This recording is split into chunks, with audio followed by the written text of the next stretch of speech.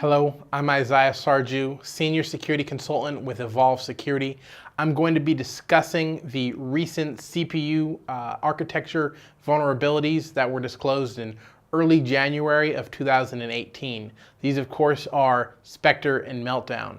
Spectre consists of two vulnerabilities, CVE 2017-5753 and 2017-5715. Meltdown is CVE 2017-5754. There are similarities between all three vulnerabilities, one being that they all require local access to exploit these flaws. This means that an attacker has to be locally on your system. An attacker can get on your system locally in a number of ways. The most obvious way is if you browse to a malicious website or a site that's been infected with, let's say, malicious JavaScript, then an attacker can run their exploitive code on your system. So just because it's a local exploit doesn't mean that we should disregard this. Additionally, there is no evidence that these vulnerabilities can cause code execution. They are information disclosure vulnerabilities at their heart.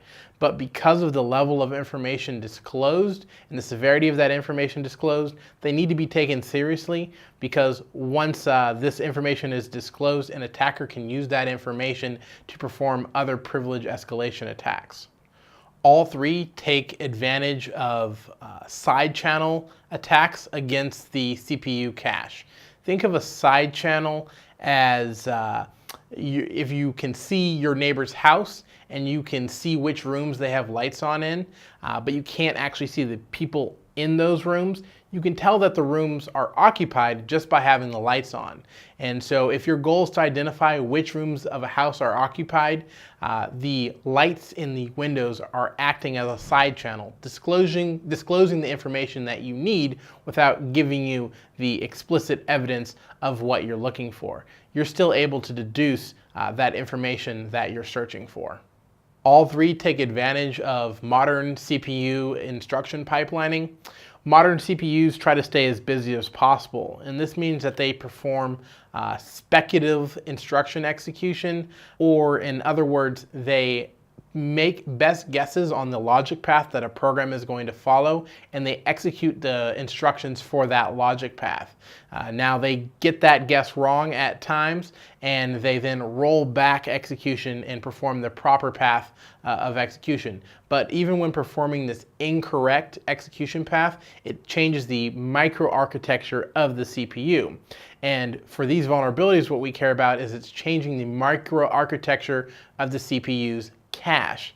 And so because these CPUs are vulnerable to known side channel attacks against the CPU cache, these vulnerabilities take advantage of that and cause speculative execution to write to these CPU caches with information that an adversary desires, and this allows an adversary to read areas of memory that they should otherwise not have access to. In the case of Spectre, this is used to read memory of other programs that are sitting in user space memory within the system. And in the case of Meltdown, this is causing privileged kernel memory to get leaked via a side channel attack on the CPU cache to an adversarial program.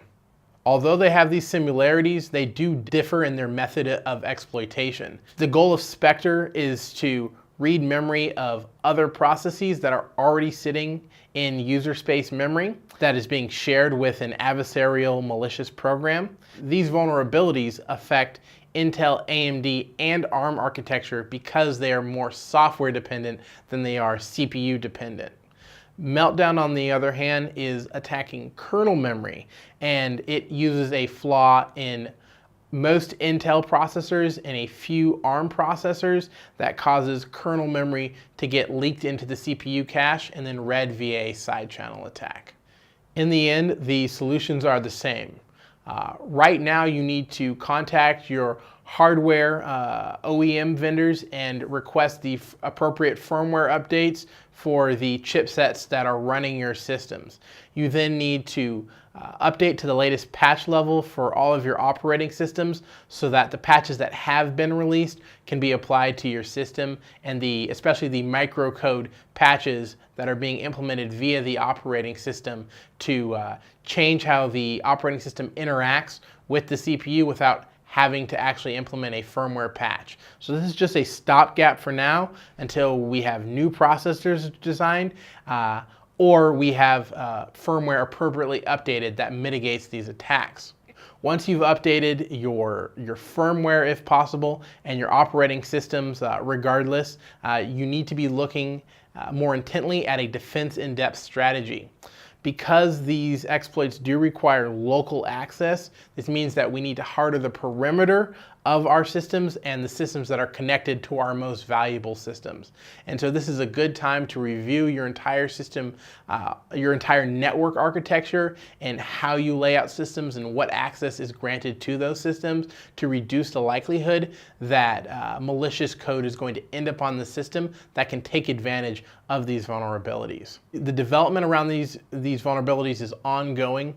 Vendors such as Microsoft and Mac still haven't released all patches that are going to mitigate all the vulnerabilities that we're now aware of. It's been easiest to mitigate the Meltdown vulnerability, mainly due to the fact that it's attacking kernel memory, which is already a privileged area of memory, and the patches just need to make sure that that privilege is enforced. Because Spectre is attacking other processes that sit within user space memory, it's been harder to mitigate, and vendors have admitted that it's going to take some time to fully remove these vulnerabilities or mitigate these vulnerabilities in our environments. So until then, we have to stay vigilant and constantly look for the latest updates that these vendors are providing. We will continue to bring you updates as we learn more, in addition to providing greater technical details as they become available. Stay safe, and thank you.